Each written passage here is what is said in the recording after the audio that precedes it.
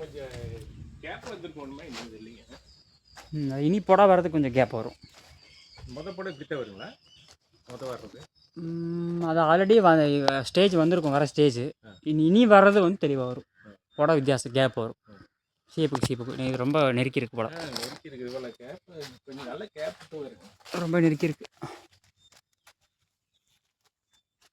Gap விட்டுறதுனா தான் உங்களுக்கு நல்லா ஊர்.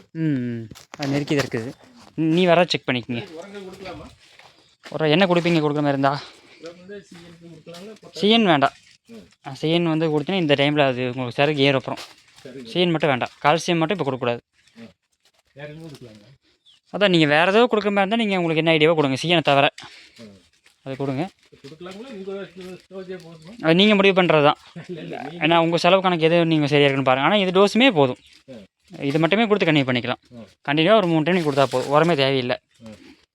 இல்லை உங்களுக்கு அதை திருப்பி கொடுக்கணும் அப்படின்னா நீங்கள் கொஞ்சமாக கொடுத்துக்குங்க. கடைசி நேரத்தில் கை வச்சிருமே பயம் தானே, வேற ஒன்றும் இல்லை. அதுதான் வேற என்ன, நம்மளுக்கு செஞ்சுட்டே இருந்தால் தெரியுங்க. கரெக்டு தான். செய்யாதனால புதுசாக இருக்கிறதுனால கொஞ்சம் அப்படியே